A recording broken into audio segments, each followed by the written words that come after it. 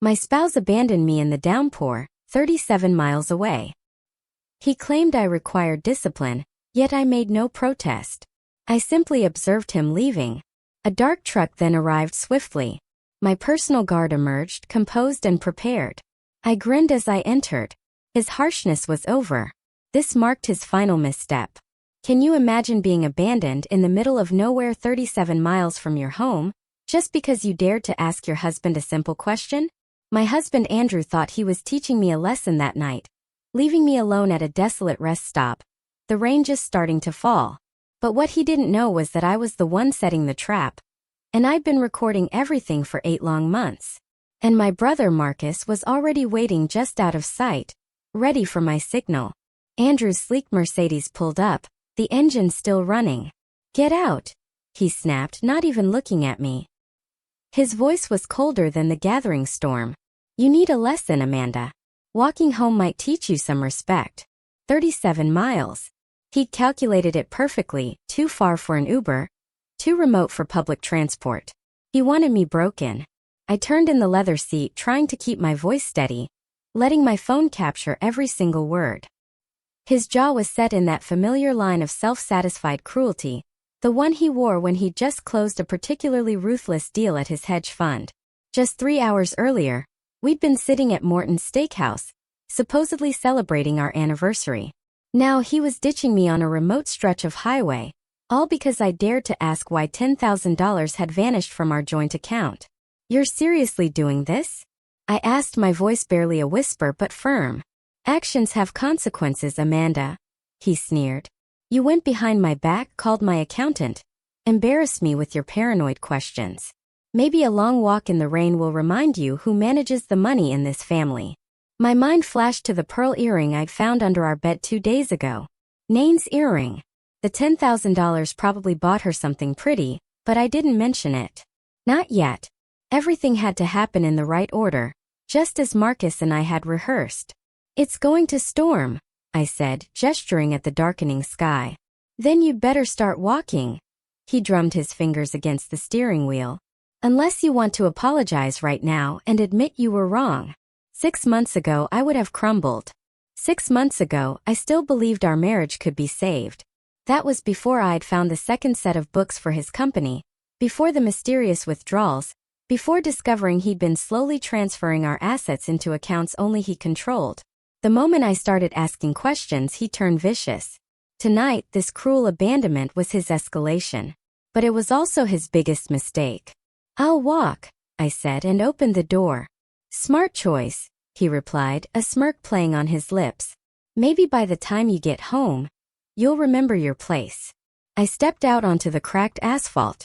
The rest stop had been abandoned for years. A dark, crumbling building with boarded windows, the parking lot choked with weeds. Andrew had chosen it specifically for its isolation. He'd even mentioned it casually last week when we drove past.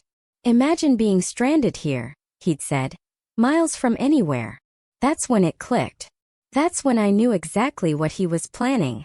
The Mercedes engine revved. Through the passenger window I could see him checking his phone, probably texting Nain that the deed was done. Then he pulled away, tires squealing slightly on the worn pavement, leaving me standing alone in the gathering darkness. I counted to 60, watching his tail lights disappear around the bend. Then, I walked calmly toward the abandoned gas station where Marcus's black Ford was hidden. My brother stepped out, holding an umbrella and a thermos of coffee. "Did you get everything?" he asked. "Every word," I replied, pulling out my phone and stopping the recording. He actually said, "You need to remember your place." Marcus just shook his head. 3 years of watching him control you was bad enough. But this, he gestured at the empty rest stop, this is criminal abandonment. Rebecca's going to have a field day with this recording. I accepted the coffee gratefully, feeling the warmth spread through my hands. The rain was starting now, fat drops hitting the cracked concrete. By morning, Andrew would think I'd spent the night walking through a storm, broken and humiliated. He'd expect to find me huddled on our doorstep, ready to beg forgiveness. "Valentina's ready?" I asked. "She's been monitoring the accounts all evening," Marcus confirmed. "The moment he transferred that $10,000 this afternoon, she documented everything." The forensic audit goes back 2 years. He's been bleeding money into offshore accounts, probably planning to divorce you once he'd hidden enough. And Rebecca? Filing the emergency papers at 9 tomorrow morning. We climbed into Marcus's truck just as the sky opened up, rain hammering against the windshield. I imagined Andrew driving home, satisfied with his cruel lesson, perhaps pouring himself a scotch to celebrate putting his wife in her place. He had no idea that 8 months ago, when he'd first started hiding money, I'd hired my own team. Marcus had installed cameras throughout our house under the guise of security upgrades. Valentina, a forensic accountant who specialized in financial abuse cases, had been tracking every penny. Rebecca, one of the city's most ruthless divorce attorneys, had been building a case file that now filled 3 boxes. House recordings uploaded successfully, Marcus said, checking his phone. We've got him on camera last Tuesday, bringing Nain there while you were at your mother's. They used your bed. Something cold settled in my chest. Not heartbreak that had passed months ago. This was a hard crystalline resolve. He's been planning this for a while, I said. The escalation, the financial control, the isolation from friends. Classic abuse patterns. Rebecca says judges don't look kindly on husbands who abandon their wives as punishment. Marcus drove carefully through the storm, taking back roads to avoid any possibility of Andrew seeing us. We'd planned this route weeks ago, even doing practice runs. Every detail mattered. The hotel room was booked under my maiden name, paid for with cash Marcus had gradually withdrawn over 2 months. The clothes I'd need were already there, along with copies of all the documentation. You know he'll come looking for you when you don't show up tonight, Marcus said. Let him, I replied. The hotel security cameras will show me checking in alone, soaking wet, traumatized. The front desk clerk will testify that I could barely speak through the tears. Rebecca coached me on exactly what to say and how to act. The rain grew heavier as we drove toward the city. Andrew would be home by now, probably on his second drink, maybe calling Nain to brag about teaching me a lesson. Tomorrow morning, he'd wake up expecting to find me broken.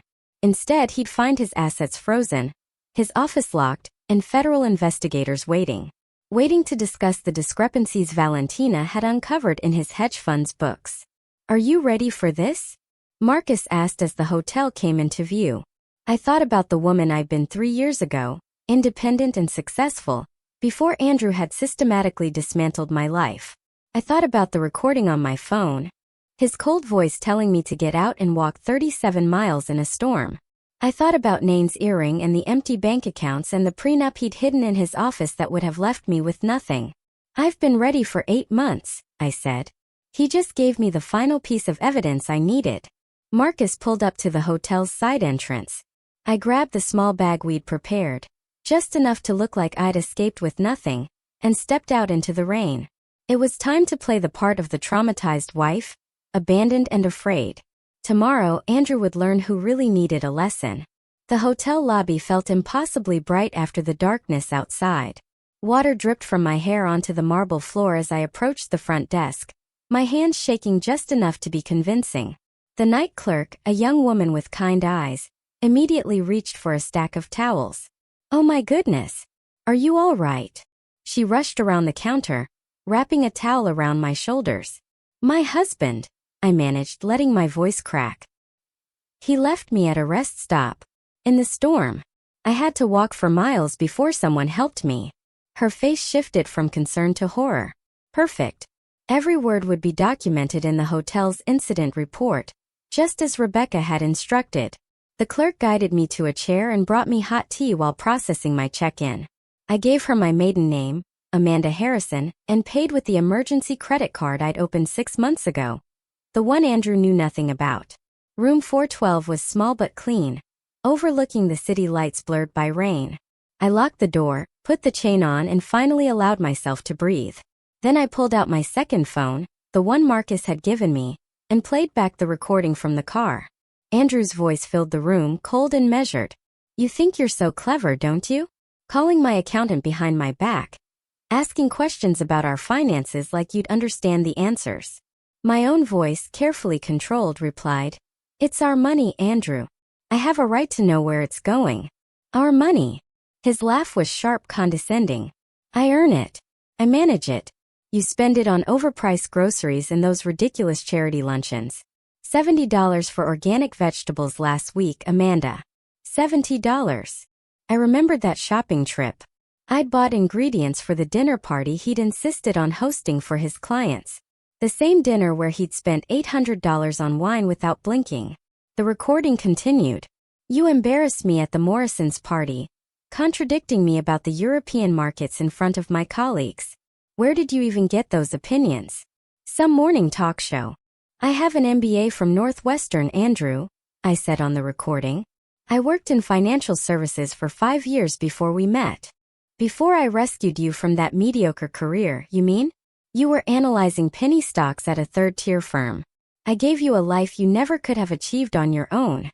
I closed my eyes, remembering the woman I'd been at Henderson Investments. I hadn't been analyzing penny stocks. I'd been managing a portfolio worth $30 million. But Andrew had rewritten history so many times, sometimes even I forgot the truth. My phone buzzed. A text from Marcus. Valentina found something. 3 more accounts in the Caymans. He's been moving money for 18 months. 18 months. I thought back to when things had started changing. The sudden interest in separate checking accounts for tax purposes. The financial advisor who appeared without explanation. The documents he'd asked me to sign without reading because it's just routine stuff, trust me. Another text. This one from Rebecca. Judge Coleman agreed to emergency hearing tomorrow at 2 p.m. Bring the recording. Judge Patricia Coleman had a reputation for seeing through men like Andrew. She presided over 3 high-profile financial abuse cases in the past year, all resulting in favorable outcomes for the wives. Rebecca had specifically waited for her rotation. I changed into the dry clothes from the emergency bag I'd hidden here yesterday, then sat at the small desk and began writing. Not the statement Rebecca would help me polish for court, but notes for myself, reminders of who I really was beneath the person Andrew had tried to create. I wrote about the promotion I'd turned down because Andrew said the travel would strain our marriage. The investment opportunity I'd identified that would have tripled my personal savings.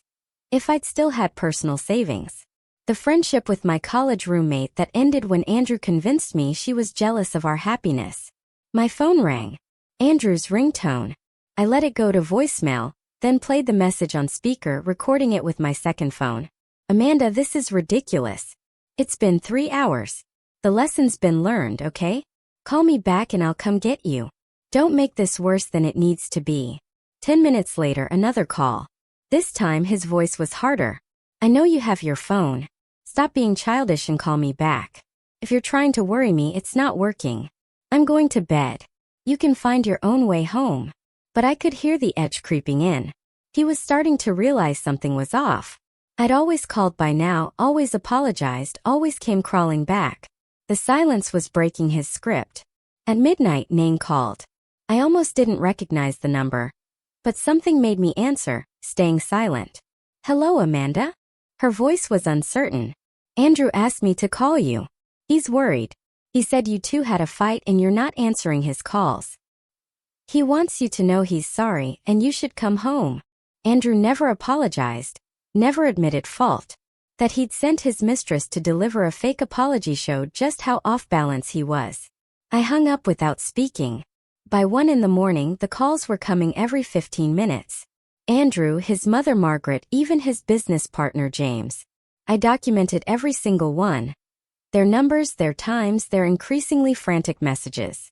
The abandoned wife was supposed to be desperate for rescue, not maintaining radio silence. I ordered room service, charging it to the card. Soup and salad and a glass of wine. Let the receipt show I was composed enough to eat. Let it document that I wasn't falling apart the way Andrew expected. At 2:30, a text came through that made me smile. Not from Andrew, but from our neighbor Mrs. Chun. Saw Andrew in his driveway with a flashlight looking under your car. Then he drove off fast. Is everything okay? He was looking for my car, not knowing Marcus had moved it to a long-term parking garage across town 2 days ago. Another piece of evidence that I'd been planning to leave, that his abandonment had simply accelerated my timeline. I pulled the curtains aside and watched the storm rage over the city. Somewhere out there, Andrew was beginning to realize his perfectly controlled world was slipping. He thought he taught me a lesson about power and place. Tomorrow, when the markets opened and he discovered his offshore accounts frozen, when his key card failed at the office, when federal investigators appeared with questions about discrepancies Valentina had uncovered, he'd understand who'd really been teaching whom. The rain hammered against the window like it was trying to break through. 8 months of planning, of documenting, of pretending to be the subdued wife while building a case that would destroy him. All leading to this moment, this perfect storm of his own making. I set my alarm for 7, knowing I'd need to look appropriately distraught for the emergency hearing. Rebecca would meet me at noon to prepare. But for now, for these few hours, I sat in the darkness and felt something I hadn't experienced in 3 years: freedom. The morning sun cut through the hotel curtains at 7 sharp. But I'd been awake since 5, sitting at the small desk with my laptop open to our joint checking account. The balance showed exactly what I expected. Andrew had already moved another $20,000 out at 6:47 a.m. He was panicking, trying to hide assets before I could get to them. Too late. Valentina had already documented everything. By noon, my hotel suite had transformed into a command center. Valentina arrived first, wheeling in 2 suitcases full of printed documents.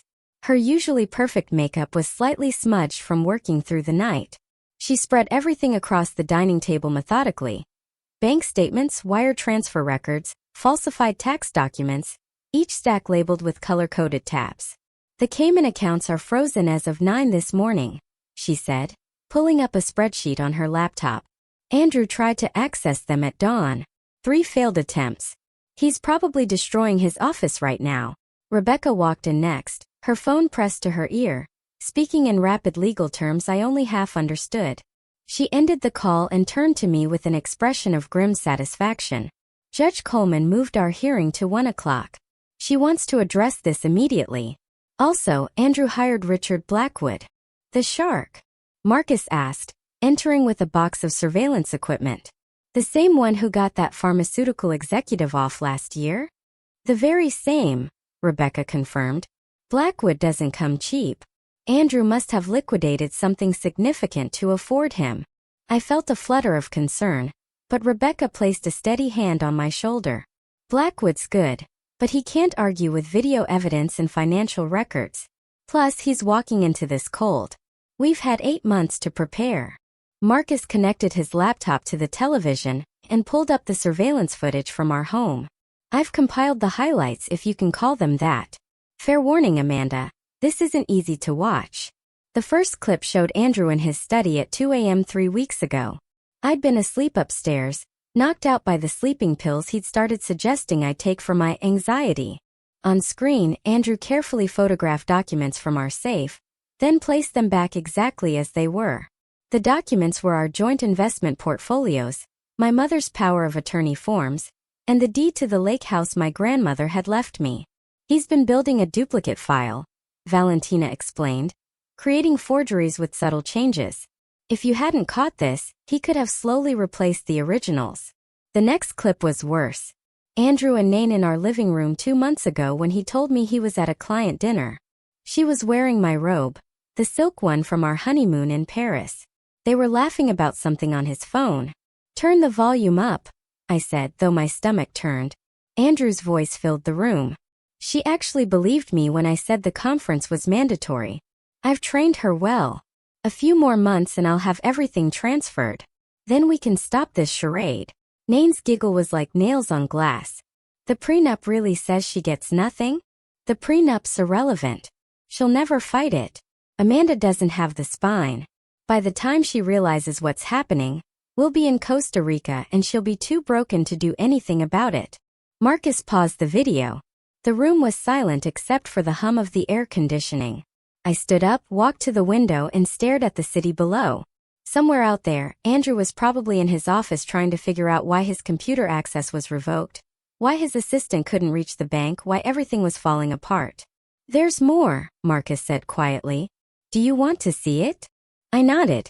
The next clip showed Andrew on the phone in our garage, pacing between our cars. The timestamp showed last Tuesday when I'd been at my book club. "Jennifer's been perfect," he was saying. "She has no idea I'm recording our conversations. Every detail about Amanda's mother's estate, the Alzheimer's diagnosis, their property, The trust fund from their father. It's worth nearly $2 million. And Amanda doesn't even know it exists. My legs felt weak. Jennifer, my younger sister, who I'd been protecting from her gambling addiction for years, who I'd covered for with our parents countless times. She'd been feeding Andrew information about our family, about money I didn't even know existed. When did he contact her? I asked, my voice barely a whisper. Valentina pulled up phone records. First contact was 13 months ago. Regular calls started 10 months ago. Always when you weren't home. He's been paying her debts in exchange for information. Rebecca checked her watch. We need to leave for court in 30 minutes. Amanda, are you ready for this? Seeing him today. I turned from the window. Show me the rest first. I need to know everything. Marcus clicked to another folder. These are from his office computer. I had a contact pull them before Andrew's access was cut this morning. The screen filled with emails between Andrew and his attorney, dated 6 months ago. The subject line read, Project Fresh Start. Inside were detailed plans for divorcing me, including psychological tactics to make me doubt myself, financial moves to leave me destitute, and even suggestions for gradually increasing emotional abuse to make me more compliant during proceedings. One line stood out. The key is to make her believe she's going crazy. Gaslight consistently, hide things, deny conversations, contradict her memories. By the time we file, she'll be too unstable to fight effectively. I thought about all the times over the past year Andrew had told me I was misremembering things. The dinner reservation I'd made that he swore I'd never told him about. The conversation about visiting my parents that he claimed never happened. The jewelry that went missing then reappeared in strange places. I'd started writing things down secretly, thinking I was losing my mind. It was following a playbook, Rebecca said. This attorney, Douglas Stern, specializes in high-net-worth divorces where one spouse wants to leave the other with nothing. He's currently under investigation by the bar for ethics violations. Valentina pulled up one final document. This is what triggered our emergency filing this morning. Andrew transferred $3.2 million from his hedge fund's client accounts into a personal account in Panama yesterday afternoon. Right before he abandoned you, he must have thought he'd have more time before anyone noticed. He was running, I said, understanding flooding through me. The abandonment wasn't just about control. He knew something was closing in. The SEC received an anonymous tip yesterday morning, Rebecca said with a slight smile, about irregularities in his fund's reporting. I looked at her. You, Valentina. Actually, once she documented the embezzlement, we had an obligation to report it. The weight of Andrew's crimes was staggering. This wasn't just about our marriage or his affair. He was a criminal who'd been using me as cover while he pillaged client accounts and prepared his escape. The man I'd shared a bed with for 3 years was capable of destroying not just me, but dozens of innocent investors who trusted him with their retirement savings. Judge Coleman needs to see all of this, I said, gathering my strength. Every document, every recording, every piece of evidence. Rebecca smiled, the kind of smile that reminded me why she'd never lost a financial abuse case. She'll see it all. And then Andrew Mitchell is going to learn what it feels like to lose everything. The courthouse corridors were marble and mahogany, designed to intimidate. I walked through them in my sharpest suit, the navy one Andrew had never seen because I bought it last month specifically for this moment. Professional, dignified, expensive enough to show I wasn't broken. Rebecca walked beside me, briefcase in hand, while Marcus flanked my other side. We entered courtroom 4B at exactly 12:05 p.m. Andrew was already there, seated beside Richard Blackwood, whose $1,000 haircut couldn't hide the stress lines around his eyes. Andrew looked smaller somehow, his usual commanding presence diminished by wrinkled clothes and shadows under his eyes. He'd clearly slept in his office. When he saw me, his expression shifted from exhaustion to pure rage. "All rise," the bailiff announced. Judge Patricia Coleman entered, her black robes adding gravity to an already tense atmosphere.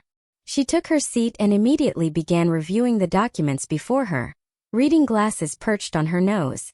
"We're here for an emergency petition filed by Amanda Mitchell regarding marital assets and spousal abandonment," she began, her voice carrying the authority of someone who'd seen every type of marital disaster. "Mr. Blackwood, I see you've just been retained this morning." "Yes, Your Honor." We request a continuance to properly review. Denied. Judge Coleman cut him off. Your client allegedly abandoned his wife in dangerous conditions last night. Time is of the essence. She turned to Rebecca. Counselor, present your evidence. Rebecca stood smooth as silk. Your Honor, at approximately 8:47 p.m. yesterday, Andrew Mitchell deliberately abandoned his wife at a rest stop 37 miles from their home during a severe storm. We have audio recording of the incident. She played the recording through the courtroom speakers. Andrew's voice filled the space, cold and clear. You need a lesson, Amanda. Walking home might teach you some respect. I watched Andrew's face go white. Blackwood leaned over, whispering furiously. Andrew shook his head, gesturing wildly with his hands.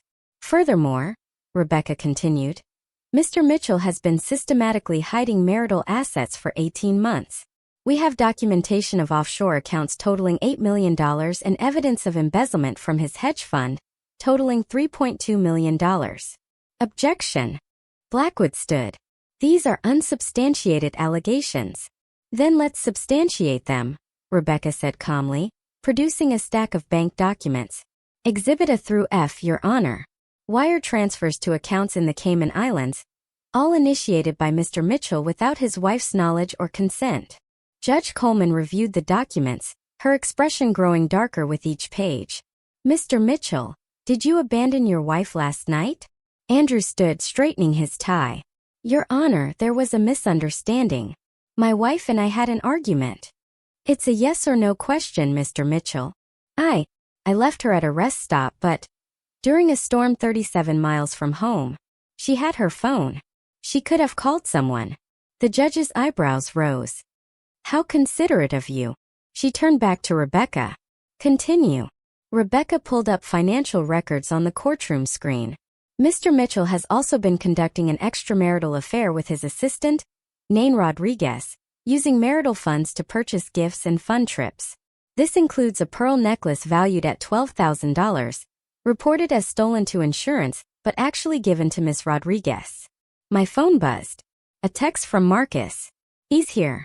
The courtroom doors opened and Tom Chin from the SEC walked in, followed by 2 federal agents. Andrew's head whipped around, and for the first time I saw real fear in his eyes. Your Honor, Tom Chin addressed the judge. I apologize for the interruption. We have a warrant for Andrew Mitchell's arrest on charges of wire fraud and embezzlement. Blackwood jumped up. Your Honor, this is highly irregular. So is stealing $3.2 million from client accounts, Judge Coleman responded dryly. She looked at the federal agents. Gentlemen, please wait until we conclude this hearing. Mr. Mitchell isn't going anywhere. Andrew sank into his chair. His phone, sitting on the defendant's table, lit up with call after call. I could see the names flashing. His mother, his business partner James, and repeatedly Nain. Given the evidence presented, Judge Coleman continued, I'm granting the emergency injunction. All marital assets are frozen pending investigation. Mrs. Mitchell is awarded exclusive use of the marital home and temporary support of 10,000 PERMONTH, MR, MITCHELL, YOUAREORDREDTOSTAY 500 FETAWAYFROMYOURWIFE. 10,000 per month. Mr. Mitchell, Yuri ordered to stay 500 feet away from your wife. 10,000 a month. Andrew exploded, standing despite Blackwood's attempt to pull him down. That's insane. She doesn't need. Mr. Mitchell. The judge cut him off, her voice like steel. You abandoned your wife in a storm after hiding millions in assets. I'm being generous, not holding you in contempt right now. Sit down. As Andrew collapsed back into his chair, my phone rang. Jennifer's name appeared on the screen. I declined the call, but she immediately called again and again. Rebecca leaned over. You should document those. I nodded, screenshotting the call log. 17 calls from Jennifer in the past hour. 43 from Andrew since last night. 22 from his mother Margaret. Even a few from numbers I didn't recognize. Probably Andrew's colleagues or clients who'd heard about the federal investigation. Tom Chin approached our table while the judge finalized her orders. Mrs. Mitchell will need your cooperation with our investigation. Your attorney mentioned you have additional evidence. I nodded. 8 months of documentation, financial records, recordings, emails. Good, he said. Your husband's looking at 15 to 20 years if convicted on all charges. Andrew must have heard him because he suddenly stood again, pointing at me. You did this. You set me up. This whole thing was a trap. Judge Coleman's gavel came down hard. Mr. Mitchell, control yourself or I'll add contempt charges. She's been planning this. Andrew continued. His composure completely shattered. The recording, the documentation. She knew I was going to leave her there. So you admit to abandoning her? The judge asked. Blackwood physically pulled Andrew back down, but the damage was done. Andrew had just confessed in open court, in front of federal agents, to deliberately abandoning me. As we prepared to leave, Nain burst through the courtroom doors. Her designer dress was wrinkled, her carefully styled hair disheveled. She looked around wildly until her eyes landed on Andrew. You said you were divorced? She screamed across the courtroom. You said the papers were already filed. You said she was crazy and making things up. The judge sighed. Ma'am, please remove yourself from my courtroom. But Nain wasn't done. She pulled out her phone, waving it in the air. I have texts. Recordings. He promised me we were getting married. He said the money was his. Tom Chin's eyes lit up. He approached Nain carefully. Ma'am, we'd very much like to speak with you. Andrew's destruction was complete. His mistress was turning state's evidence. His assets were frozen. Federal agents were waiting to arrest him. And his carefully constructed image had crumbled in less than an hour. As we walked out, leaving Andrew to be processed by federal agents, my phone buzzed with one final message. It was from Margaret, Andrew's mother. I hope you're satisfied. Destroying a good man over petty jealousy. I deleted it without responding. Margaret would learn soon enough that her son wasn't a good man. He was a criminal who'd been exposed, and I wasn't the one who destroyed him. He destroyed himself. The courthouse steps were crowded with reporters when we emerged. Someone had leaked the story, probably a court clerk who recognized Andrew's name from the financial pages. Microphones thrust toward us as Rebecca guided me through the crowd, her hand firm on my elbow. Mrs. Mitchell, is it true your husband stole millions? Amanda, how long have you been planning this? Will you be pressing additional charges? Rebecca stepped forward, her voice cutting through the chaos. My client will not be making any statements at this time. The federal investigation is ongoing. We pushed through to Marcus's truck, and I caught a glimpse of the evening news van setting up across the street. By tonight, Andrew's face would be on every local channel. The golden boy of Minneapolis hedge funds, arrested for embezzlement and fraud. Margaret must be dying inside. Back at the hotel, I collapsed onto the couch while Rebecca poured us both water. My phone hadn't stopped buzzing since we'd left court. I scrolled through the messages, each one a different flavor of shock or judgment. A text from my hairdresser. Just saw the news. Good for you, honey. From Andrew's golf buddy, Richard. This is all a misunderstanding, right? Andrew would never do what they're saying. From 3 different neighbors, variations of, we always knew something was off about him. The most interesting message came from James Morrison, Andrew's business partner. Amanda, we need to talk. There are things about the fund you should know. Things that weren't in the federal filing. Rebecca read it over my shoulder. Set up a meeting. Record everything. At 4 o'clock, the local news broke the story. The headline scrolled across the bottom of the screen. Prominent hedge fund manager arrested for embezzlement following spousal abandonment incident. They'd gotten Andrew's mugshot already. He looked haggard, his usual perfectly styled hair disheveled. His designer suit replaced with standard-issue jail clothing. The reporter stood outside our house, my house now, describing the scandal in breathless detail. Sources close to the investigation report that Andrew Mitchell allegedly abandoned his wife during last night's severe storm, leaving her stranded 37 miles from home. This morning, federal agents arrested Mitchell on charges of embezzling $3.2 million from client accounts. His wife, Amanda Mitchell, could not be reached for comment. My phone rang. Jennifer again. This time I answered. Amanda, please, I need to explain. You told him about Mom's will, about the trust fund Dad set up, about her diagnosis, I said, my voice flat. Silence. Then quietly she said, he said he was trying to help. He said you were too stressed to handle the information, that he wanted to protect you. He paid your gambling debts. I didn't know what he was planning. I thought he loved you. He seemed so concerned, so caring. He said you were fragile, that you needed guidance. I thought about all the times Jennifer had called over the past year, asking seemingly innocent questions. How's Mom doing? Have you talked to her lawyer lately? Remember that property Dad bought in Wisconsin? Each conversation had been intelligence gathering for Andrew. He played you, I said, just like he played me. Amanda, I'm so sorry. When I saw the news, when I realized what he'd done, I've been sick all day. Can we meet, please?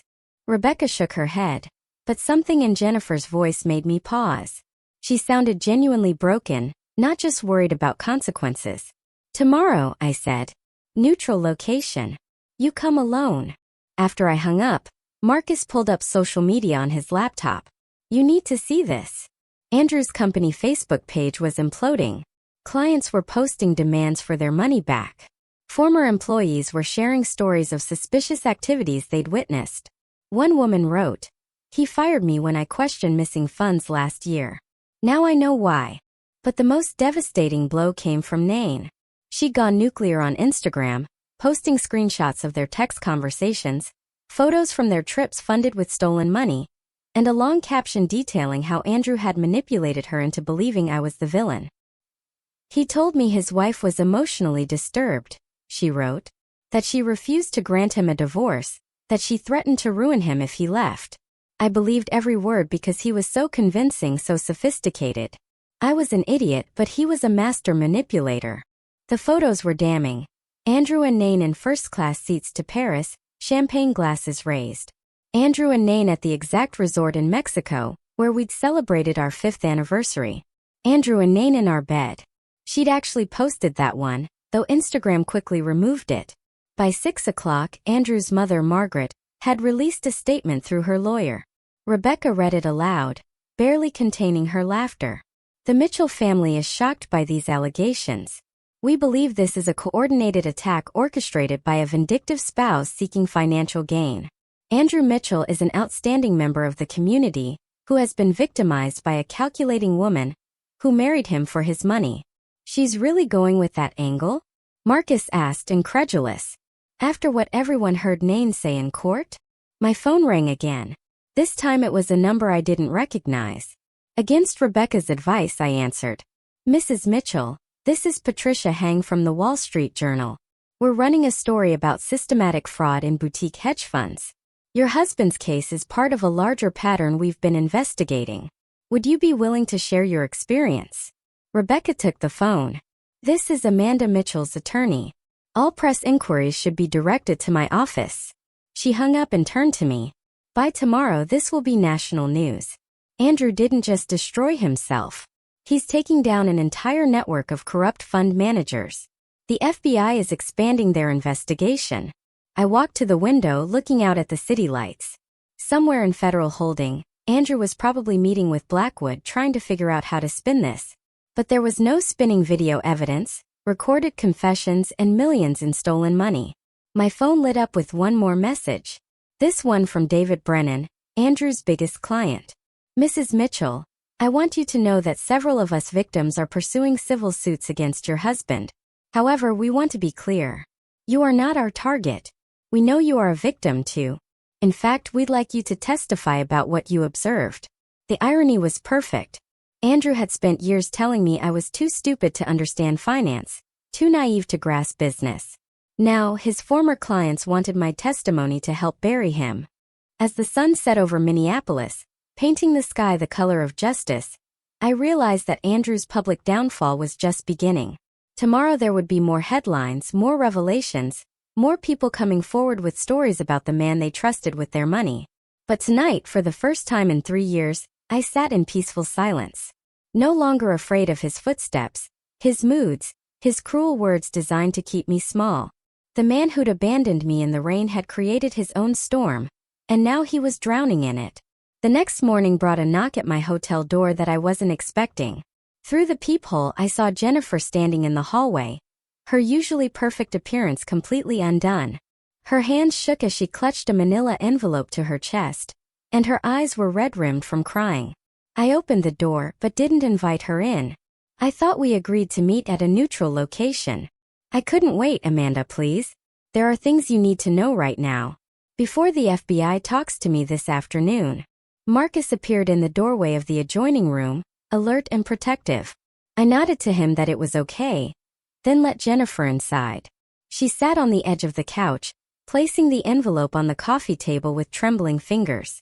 Andrew first contacted me 13 months ago, she began, her voice barely above a whisper. He knew about the gambling. I don't know how he found out, but he knew I owed $47,000 to some very unforgiving people. He offered to pay it all, no questions asked, if I just answered some questions about our family finances. And you agreed. My voice was flat, controlled. I was desperate. They were threatening to go to my employer to ruin my career. Andrew seemed like he genuinely wanted to help.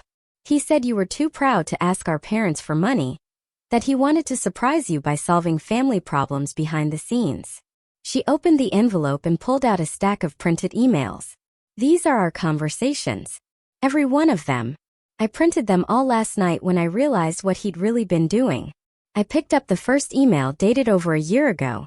Andrew's tone was warm, concerned, brotherly even. He wrote about wanting to be a better husband, wanting to understand my family dynamic so he could support me better. The manipulation was masterful. He was particularly interested in Mom, Jennifer continued. He wanted to know about her health, her mental state, her finances. I thought he was planning something nice for her, maybe paying for better care. You told him about the Alzheimer's. Jennifer nodded, tears streaming down her face. She made me promise not to tell you. She didn't want you to worry. Said you had enough stress with Andrew being so demanding. But he was so persistent, so caring. He said he'd noticed signs and wanted to help. I kept reading. The emails showed Andrew's questions growing more specific over time. What properties did our parents own? Were there any trusts? Who was the executor of their wills? Jennifer had answered everything, believing she was helping her brother-in-law better care for our family. Last month he asked me to get Mom to sign some papers, Jennifer said. He said they were for insurance purposes, that it would protect her assets if her condition worsened. I actually took them to her, Amanda. Thank God her lawyer was there that day and recognized them as property transfer documents. That's when I started to realize something was wrong. My phone buzzed. David Brennan was calling. I put him on speaker so Marcus could hear. Mrs. Mitchell, I'm sorry to bother you, but this is urgent. I've been going through our client files all night. Andrew wasn't just stealing from the general fund. He specifically targeted our elderly clients, particularly widows. What do you mean targeted? Mrs. Eleanor Hartley, for instance. Her husband died 2 years ago. Left her everything with specific instructions that Andrew personally manage her portfolio. Within 6 months, Andrew had convinced her to sign power of attorney documents. She thought she was giving him authority to make trades. He used it to drain her accounts. I felt sick. Eleanor Hartley was 78 years old. I'd met her at several company events. A sweet woman who always talked about her grandchildren. How much did he take from her? $800,000. But here's the worst part.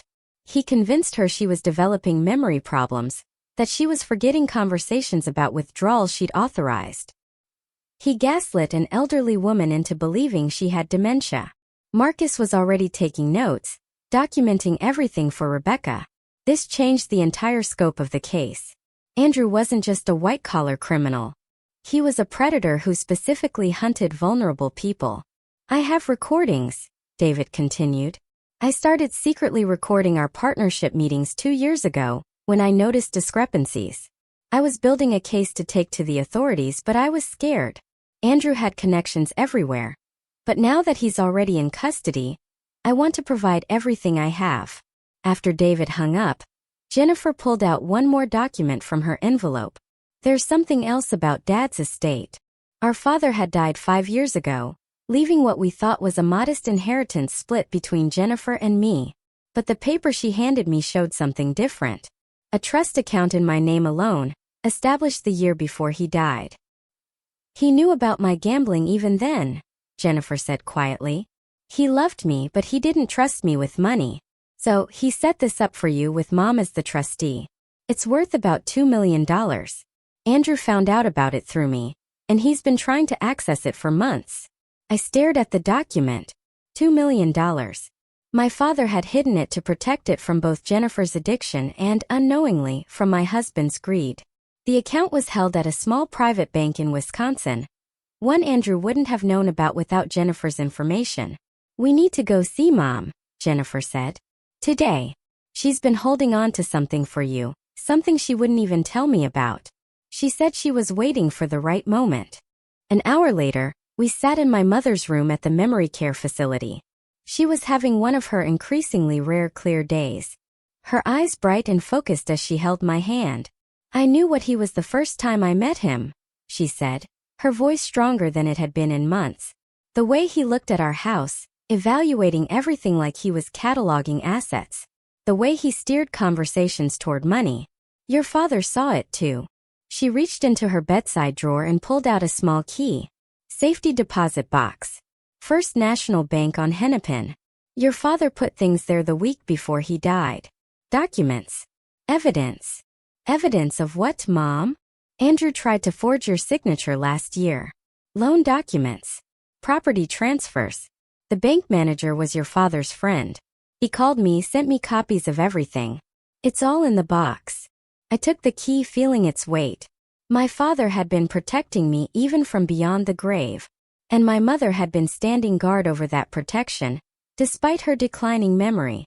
There's more, Mom said, her grip tightening on my hand. The FBI came here yesterday. Not about Andrew's arrest, about something bigger.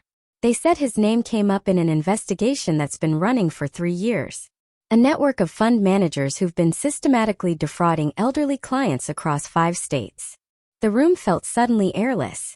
Andrew's abandonment of me in the rain wasn't just about control or cruelty. He'd known the FBI was closing in. He'd wanted me broken and compliant because he thought he could use me as either a shield or a scapegoat when everything collapsed. He never expected you to fight back, my mother said, a small smile crossing her face. Men like him never do. They think kindness is weakness. They're always surprised when they learn otherwise. As we prepared to leave, my mother squeezed my hand one more time. Your father would be proud of you. You're stronger than Andrew ever imagined. Driving away from the facility, Jennifer beside me and Marcus following in his truck, I thought about the layers of deception Andrew had built. Each revelation peeled back another level of his criminality. He wasn't just a bad husband or a corrupt fund manager. He was the center of a web of financial abuse that had destroyed dozens of lives. But he'd made one fatal error. He'd assumed that the woman he'd left in the rain would stay there, broken and defeated. Instead, she'd become the storm that would wash away everything he'd built on the suffering of others. The First National Bank on Hennepin stood like a fortress of old money and older secrets. Jennifer waited in the car while Marcus accompanied me inside where the safety deposit box my mother had protected waited in a climate-controlled vault. The bank manager, Mr. Polson, remembered my father well, and handled the key with the reverence of someone who understood he was part of something significant. Inside the box lay a stack of documents that made my hands tremble. Forged loan applications with my signature, dated 6 months ago. Property transfer papers for my grandmother's lake house, which Andrew had apparently tried to sell without my knowledge. Bank statements from accounts I'd never seen, opened in my name but controlled by Andrew. My father had somehow obtained copies of everything. His handwriting on sticky notes explained what each document meant. One note, attached to a forged power of attorney document, simply read, "He will try to take everything. Don't let him." Marcus photographed every page while I sat in stunned silence. The scope of Andrew's betrayal kept expanding like ink spreading through water. This wasn't just about our marriage or even the stolen millions. He'd been systematically working to erase my financial existence, to make me completely dependent on him, or worse, to frame me for his crimes if necessary. 4 months later, I walked into the federal courthouse for the first day of Andrew's criminal trial. The media attention had only intensified since his arrest. News vans lined the street. Reporters called out questions I didn't answer.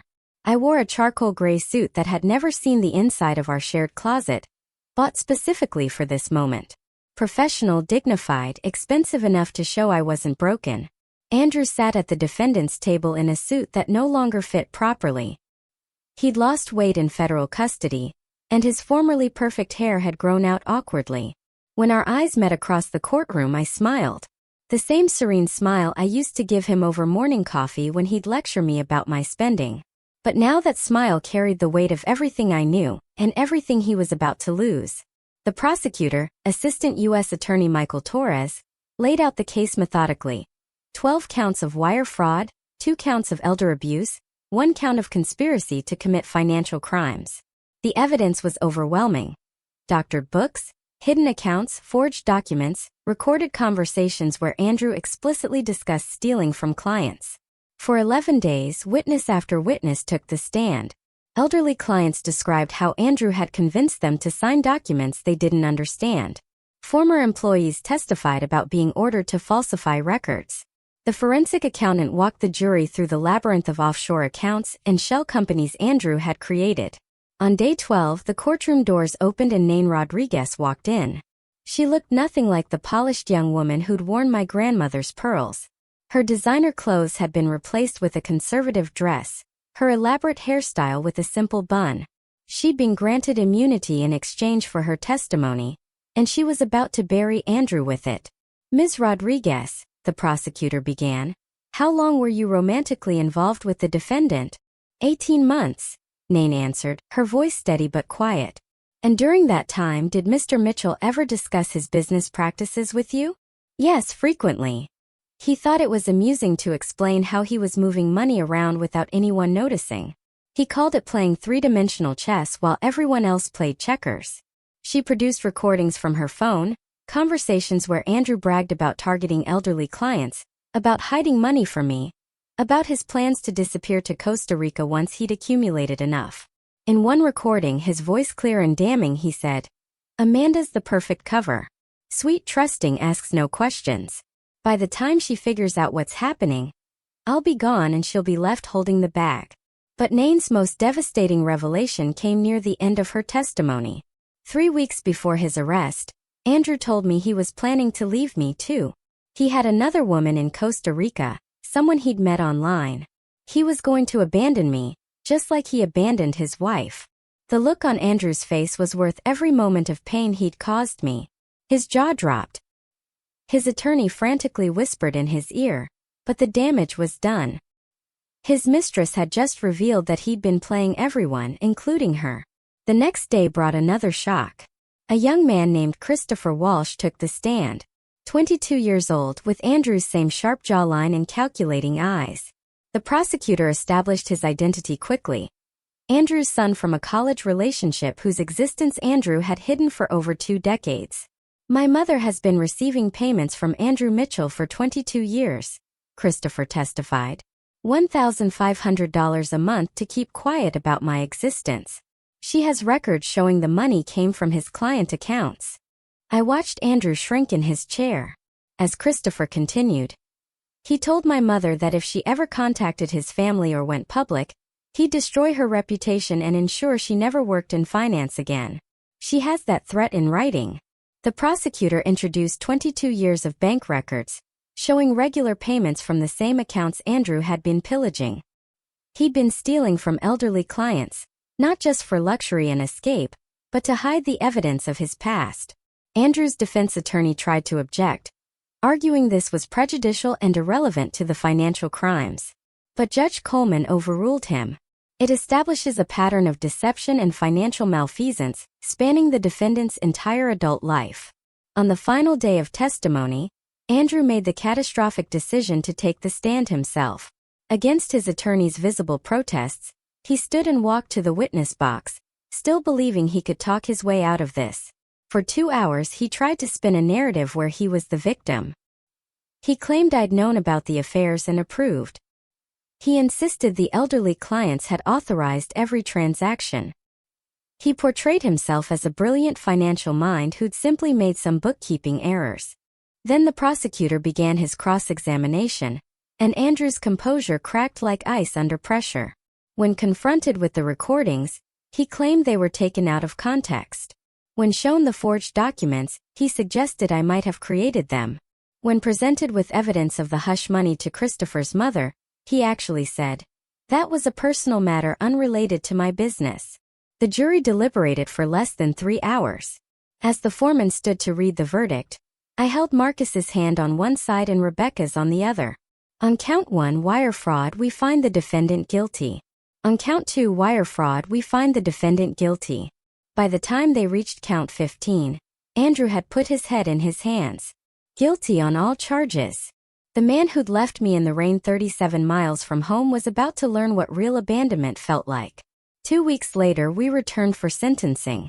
Judge Coleman, the same woman who'd overseen our emergency hearing months ago, looked down at Andrew with undisguised contempt.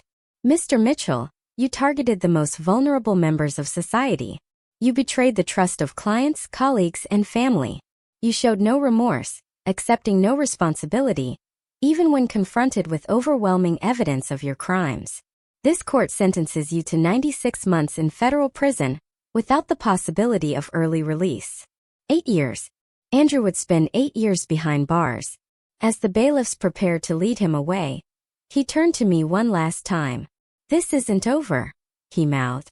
I stood and spoke clearly, knowing the courtroom microphones would capture every word. "You're right.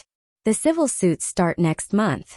The bailiffs led Andrew away in shackles, and I walked out of the courthouse into a September afternoon that felt like the first day of spring. The civil suits would indeed start next month, with 17 of Andrew's victims seeking restitution, but that was Rebecca's battlefield. Now I had something more important to build. The whistleblower reward came through 6 weeks after Andrew's sentencing. $1.2 million for providing information that led to the recovery of stolen funds. Combined with the assets the court awarded me and the trust fund my father had protected, I suddenly had the resources to do something meaningful with the pain Andrew had caused. Marcus found the building first. A renovated Victorian in Minneapolis's Whittier neighborhood that had previously housed a law firm. 3 stories, 8 offices, a conference room large enough for group sessions, and most importantly, multiple exits. Something women escaping dangerous situations would need. We signed the lease on a Thursday. By Monday, the Phoenix Foundation had its home. "We need proper security systems," Marcus said, walking through the empty rooms with his tablet making notes. "Panic buttons in every office, secured entry, surveillance that actually protects people instead of monitoring them." Valentina arrived with boxes of filing systems and encryption software. I've already had 3 forensic accountants reach out wanting to volunteer their services. Word spreading in the financial community about what we're doing. Rebecca had taken a leave of absence from her practice to help establish our legal aid program. "We need to be careful about how we structure this," she said, spreading incorporation documents across the conference table. "We're going to be dealing with dangerous situations, angry spouses, potential legal retaliation. Everything has to be bulletproof." Within a month, we had our first client, Maria, a teacher whose husband had hidden their savings and threatened to report her to immigration services if she tried to leave, even though she was a citizen. Valentina found the money. Rebecca filed the papers. Marcus arranged safe transportation. I sat with Maria while she cried, remembering my own tears in that hotel room the night Andrew abandoned me. Jennifer arrived at the foundation on a rainy Tuesday, 3 months sober and carrying a box of donuts as a peace offering. "I want to help," she said simply. "I know what it's like to be manipulated, to be so desperate you betray people you love. Maybe I can help others see the signs before it's too late." We started her as a volunteer, answering phones and filing paperwork. But Jennifer had a gift for talking to women who called in crisis. She understood desperation and shame in ways that even trained counselors sometimes missed. Within 6 months, she was running our support groups, sharing her story of how Andrew had exploited her addiction to gather information, helping others recognize when they were being used. My mother came to visit on one of her clear days, Marcus driving her carefully through the city she'd once known so well. She sat in my office looking at the framed photos on the walls. Women who'd given permission to share their success stories, faces beaming as they stood in front of new apartments, at graduation ceremonies, with children they'd managed to keep safe. Your father would be so proud, she said, touching a photo of a woman who'd escaped with 3 children and was now in nursing school. He always said the best revenge against cruelty was kindness to others. She pulled out an envelope from her purse. This came to the house. I thought you should see it. Inside was a newspaper clipping from the prison newsletter. Andrew had been elected treasurer of the Inmates Investment Club. Even behind bars, he was trying to maintain his image as a financial genius. I almost laughed at the absurdity of it. The surprise volunteer came 7 months after the trial. Nain Rodriguez stood in our reception area, looking nothing like the woman who'd worn my grandmother's pearls. She'd cut her hair short, traded designer clothes for simple slacks and a button-down shirt, and carried herself with a humility I'd never seen before. I've been in therapy, she said, sitting across from me in my office, working through how I got involved with someone like Andrew, why I ignored the red flags, why I participated in hurting you. I know I can't undo what I did, but maybe I can prevent other young women from making my mistakes.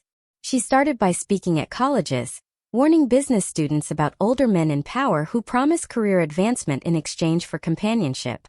She was brutally honest about her own choices, taking responsibility while also explaining the gradual manipulation that made those choices seem reasonable at the time.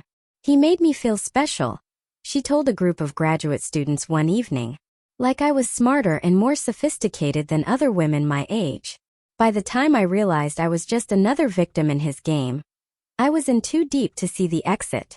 1 year after Andrew's sentencing, a letter arrived at the foundation. His handwriting was still perfect even on prison stationery. 4 pages of vitriol blaming me for his downfall, claiming I'd orchestrated everything from the beginning, that I'd entrapped him. He listed every perceived slight, every moment he now realized had been part of my plan. The final line read, "I hope you learned your lesson." I had the letter professionally framed and hung it on my office wall, right next to my degrees and certifications. When clients asked about it, I told them the truth. Yes, I had learned my lesson. I'd learned that when someone shows you who they are through their cruelty, believe them. I'd learned that patience and planning could overcome years of abuse. Most importantly, I'd learned that the best response to someone trying to break you is to become unbreakable, then use that strength to lift others. 18 months after that night at the rest stop, I stood in my office looking at a wall covered in thank you cards. 87 women had found safety through the Phoenix Foundation. Some had needed just legal advice and financial forensics. Others had required complete extraction plans, safe houses, and new identities. Each one had arrived broken in some way, convinced they were trapped, that their situation was hopeless. Eleanor Hartley, the widow Andrew had defrauded, had become our biggest donor. She'd recovered most of her money through the civil suits and insisted on funding our emergency shelter program. That man tried to convince me I was losing my mind, she said at our fundraising gala. Amanda showed me I was actually finding my strength. The rain was falling again outside, drumming against the windows of the Victorian that housed hopes and second chances. I thought about that night 37 miles from home, standing in the downpour while Andrew drove away, confident he'd broken me. He thought he was teaching me about power and control, about knowing my place. Instead, he taught me that cruelty creates its own destruction, that every action has consequences, and that sometimes the person you abandon in the rain has already seen the storm coming and prepared accordingly. Through the Phoenix Foundation, his act of calculated cruelty had become the catalyst for saving women he never believed deserved saving. The ultimate lesson, the one Andrew never saw coming, wasn't about obedience or respect or knowing one's place. It was about transformation. He tried to leave me powerless in a storm. Instead, I'd become the shelter. If this story of calculated justice kept you on the edge of your seat, please hit that like button. My favorite part was when I stood in court, wearing the sharp suit Andrew always said made women look too aggressive, and smiled at him with the same serene expression I used to give him over breakfast. What was your favorite moment of sweet revenge, or the most shocking twist in this whole mess? Let me know in the comments below. I really want to hear what you think. Thanks for watching and take care.